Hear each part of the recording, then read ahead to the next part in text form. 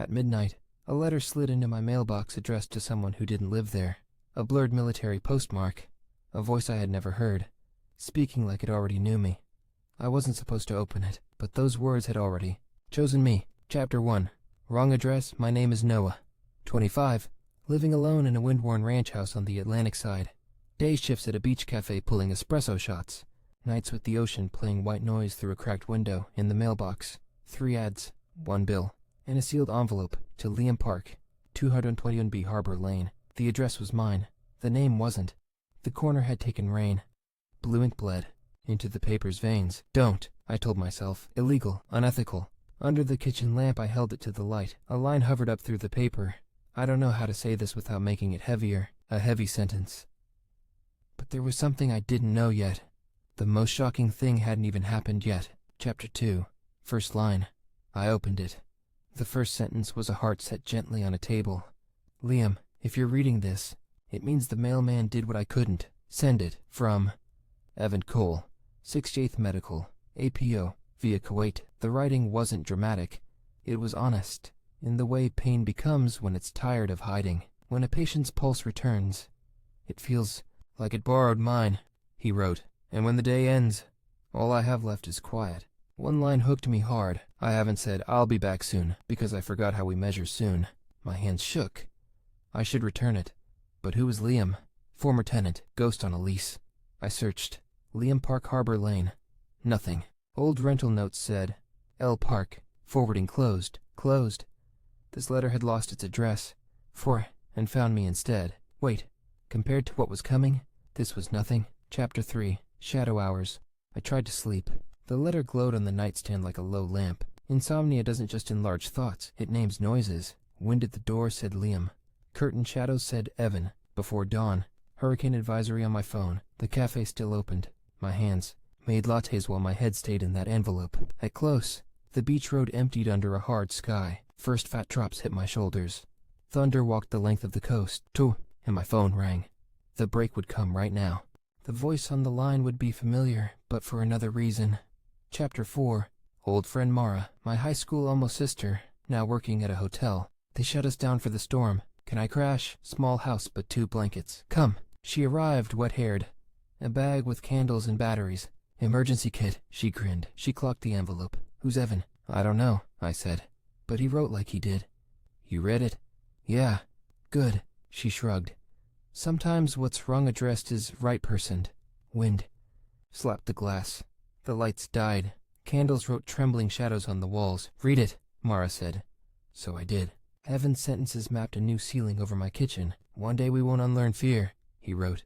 We'll learn how to walk with it. Something clicked inside like a lock, but we still hadn't met the biggest surprise. This is the moment everything starts to change. Chapter 5. Second envelope. Next morning, Storm's back snapped. Mail resumed.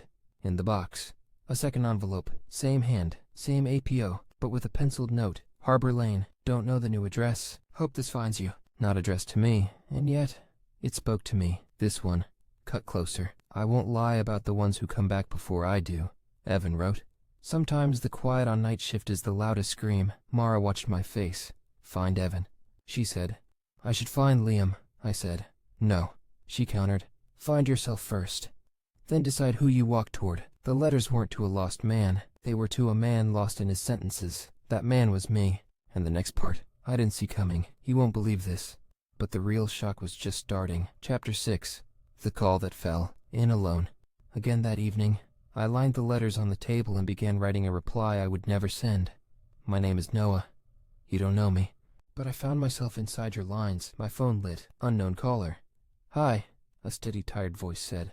I got this number from Liam once, and your address with it. I'm Evan. Blood drained. Silence beat once. He rescued me from it. Gentle. My letters may have landed wrong. Are they with you? They are. I didn't want anyone else to read them, he said. But maybe they needed to be read. The ocean outside looked lead. Where's Liam? I asked. I don't know, he said. That too is a problem. I'm in town, he added. Beacon Diner by the pier. If you're free. When the call ended, the world went thin around the edges. 20 minutes. Hard. 20. When I stepped outside, I started the longest, short walk of my life. Chapter 7. Beacon Diner. Neon buzzing in daylight. Stainless edges.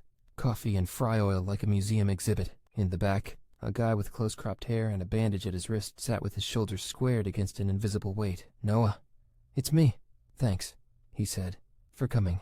And for reading." We set the envelopes on the table. Our fingers touched the same paper, and neither of us fled. "I shouldn't have opened them," I said. "Maybe you should have," he answered. "Some doors don't open from the inside." The server poured coffee. Evan didn't drink. "I wrote to Liam because I didn't know the units for soon," he said. "I'm back. Liam's gone. As in, no forwarding. No number. Silence. When someone goes quiet," he said, "something gets carved out of you." The sentence found a home behind my ribs. This is exactly where everything changes. Chapter 8. The Quiet Agreement. We sat until the lunch rush emptied, and the diner became echoes. Our quiet turned into a contract. No fixing without consent, no prying, no sainting. "Walk?" he asked. The sea had found its rhythm again after the storm. We reached the broken end of the pier. "Sometimes," he said, "it's harder to return to the world than to the base. The world is louder," I said, "and the quiet inside it is lonelier," he added. He unfolded a small paper. "The last line of a letter I didn't send. If I come back, I don't want to return to the place. I want to return to the person." "Liam?" I asked. "I don't know," he said softly. "Maybe myself, maybe..." A new voice, wind, took the next line from both of us. Our shoulders touched. Neither of us moved away, but the test would wait at my front door. Chapter 9. When the lights go. We went to my place.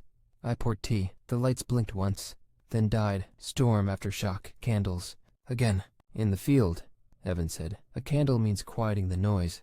Sometimes it just means enough light," I said. The letters lay open. Evan smoothed their edges. "My lines belong to me," he said. "And also, not only to me anymore." "Yeah," I answered, because I recognized myself in them. A knock. Mara with a flashlight. "You two got power?" "Nope." She smiled at Evan like she'd met him before. "I left a candle for you," she said. "For me?" "For every right sentence that finds the wrong address," she winked. "She left us with 3 mugs. And permission to speak or not, what you've seen so far is nothing." Chapter 10. Tides and Pulse. He rested his head on the table edge. I tried not to stare at the bandage. "May I ask?" "Work injury," he said. "First night home I dropped a glass in my own kitchen." "Sometimes the world gives pop quizzes," I said. "And no one tells you if you passed," he answered. Wave after wave filled the quiet. "You can stay," I heard myself say, "if you want." He understood the unspoken, that the invitation wasn't about romance so much as thinning the loneliness. "I'll stay," he said, "just tonight. By morning, that sentence would change shape." Chapter 11. Sleep. I gave him the bedroom, took the couch. The alarm inside me stood watch, and then, for the first time in a while, got bored. I drifted. In the dream, the same corridor, the same door. This time, my voice said, "Don't come here anymore." The lock clicked. I woke with my pulse even, in the kitchen. Evan stood at the window with 2 mugs. "You slept?" "I did." "Good," he said. The word like a blanket. The biggest surprise still hadn't arrived. When the doorbell rang, it wasn't who we expected. Chapter 12. Delivery a courier, with a beat-up box labeled with a base code. 2. Evan Cole, care of Noah Hayes. Inside, a small tin, edges cleaned, center old, a vintage compass engraved. "Find your north anyway." "My sergeant," Evan said finally. He said it was for the day I made it back. "But the day wasn't on the calendar," I said. "That's why it says anyway." He smiled. He placed the compass in my palm. The needle trembled, then stilled. Somewhere inside, a thin, quiet arrow pointed where words couldn't. Compasses don't just show direction. Sometimes they assign tests. Chapter 13. Choice at the waterline. We walked the beach. The wind was honest. A kid's kite lost height, then caught it again. Evan watched. "Exactly like that," he said. "What?" "Letting go, and still holding." My phone buzzed. "Mom, dinner tonight?" I texted back. "Tomorrow." He didn't ask. I told him anyway. "Some truths need staging. Some ears need warming up first," he said. "Don't miss this detail." Time was about to speed up. Chapter 14. Return. At blue to black hour, I put Liam's letters on the table. "I'm returning these," I said. "They're not mine." "They are," Evan said gently. "A little, because you read them." "Shared then." "Shared," he agreed. He slid them into his bag. It looked lighter after. So did I. Then his phone rang, and sharing meant something else. Chapter 15. Liam on the screen. Our eyes met. He answered. "Hey." I didn't hear the words from the other side, only the weather of Evan's face, Wave. Retreat. Wave. Understand, he said. No, yeah, not like that. Long pause. Be well, he finished. Just be well. He came back, Evan said, just not to me. And you? I asked. He didn't say, I'm coming to you. He said, I'm coming back to myself? Then we'll see. But later had a way of arriving on schedule. Chapter 16. Hairline Fracture. Next morning, I had a cafe shift. At the door, Evan said, I'll drop by later. Return the compass. Keep it, I said. My north is here. Lunch. Rush. 2 Beacon Diner folks came for coffee. One knew Evan. Saw him at the pier, she said. Who was with him? Me. Good, she said. He looked good. I thought, let me be more than looking good. Let me be good. Bye. Afternoon. Rain would start again and knock at an old door. Chapter 17. The old door. A guy waited on my porch when I got home. Marcus, landlord's nephew. Military mail keeps coming here, he said. If it's wrong, that's a problem. Not mine, I said. It belongs to the addresses past. And guests, he added. Can't overstay, I saw. Shadow under his words. Judgment. Guess, I said. Stay until the storm passes. Hope the storm's short. He shrugged. When he left, my chest shrank. Rain drummed like knuckles. Then the bell. Evan. Rain in his hair. Calm behind his eyes. Trouble. A little. Then we stay inside, he said. You still haven't seen the biggest turn. Chapter 18. Confession. At the table, he pulled the 3rd envelope from his bag. This one's for you, he said. I didn't mail it. My name on it. Noah Hayes. I opened it. Beacons aren't only towers. Sometimes they're kitchens with 2 mugs, it read. My throat tightened. Evan, he didn't say, don't hold my hand or don't make this a scene. He just met my eyes. I'm not afraid, he said. I know where I stand in relation to fear now. When I'm with you, the volume of fear goes down, I said. We let a living silence do its work. Outside, noise could not get in. Sometimes quiet is the bravest sentence in the room. Chapter 19. Night walk. Still no power. Streetlights a suggestion. We drifted to the pier. A small group of kids strummed a guitar wrong and right at the same time. We sat and let the wind edit our thoughts. I didn't expect anything when I got back, he said. I didn't expect to find anything, I replied. Finding sometimes starts with not expecting, he laughed. A string snapped. It's okay, one kid said. We've got another string. The line stamped the night. This is still the beginning. The real question comes with morning. When I asked, will you stay? The answer weighed differently. Chapter 20. Stayed on in the kitchen. He stood in the doorway. I'll stay, he said. One more day. Stay, I said. No parade. Just a yes that didn't need an audience. We washed dishes, hung laundry, bought oranges, and cut them into moons. My heartbeat matched the ordinary right then. The official envelope knocked the table crooked. Chapter 21. Official County Mediation Office. Appointment for Liam Park. Addressed wrong again, but this time the wrong felt new. I'm not going, Evan said. Not there. Where then? Here, he answered. I'm going to try staying. The walls stretched. One question remained. Where am I? The window fogged and wrote the answer back to me. Here. One more wave, coming from where we least wanted it. Chapter 22. Back to the diner. We returned to Beacon for lunch. The usual. The server asked. The usual. Mid-bite, Marcus walked in. His eyes clocked our table. House rules, he started. Guests. Marcus, I said evenly. We're talking about staying, not moving. What I care about is policy, he said. Evan's voice was steady steel. My staying won't endanger Noah's tenancy. If it needs to be formal, we'll handle it formally. Marcus absorbed the calm, like it annoyed him, and left with a shrug. The air thickened, but did not break. By quiet majority, staying passed. Chapter 23. Bridge. We walked the pedestrian bridge at dusk, trains humming below. For once, my metaphors came out unembarrassed. Crossing a bridge doesn't mean leaving something behind, I said. Sometimes it means both sides look at the same water. I should have brought a thesaurus, he teased. I'll translate. I smiled. He took out the compass. The needle shook, then settled. Direction wasn't on a map. It was a thing you felt beside a person who made the air hospitable. One last envelope remained, and its line would tune the ending. Chapter 24. Final note E in the mailbox. A thin envelope. To E. Cole. No forwarding address.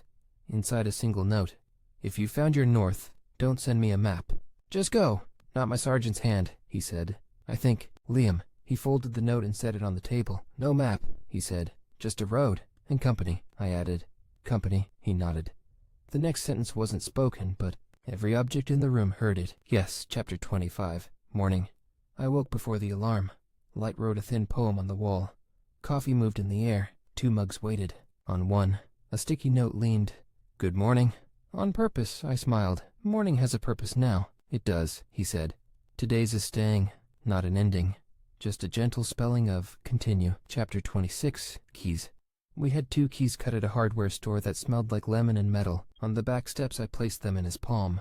Not for emergencies, I said. For everything. He didn't speechify. He closed my fingers until the teeth pressed small moons into my skin. Okay, he said. Which in our dialect meant, yes, and I understand. Dinner from Carton's. We shared a fork in quiet. Silence wasn't absence anymore. It was home. Chapter 27. Mom, my mom called. You free? Yeah. How are you? I'm sleeping, I said. That's a miracle, she whispered. I'd like to visit if you want. Soon, I said. This time I'll measure soon. Okay, she breathed. Evan didn't say good job, he said. Coffee? And somehow it meant more. One last scene, naming what we already knew. Chapter 28. Name at sunset on the sand. No kite. Just wind. The waves kept time with my chest. I looked at him. What do we call this? I asked. Whatever you want it to be, he said. Home? I answered. He repeated it like a vow. Our shoulders touched and didn't move. If anyone still asks how it happened, the short answer is this. A wrong address letter reached the right person, and we decided to go where the letter pointed. Not the end. The beginning.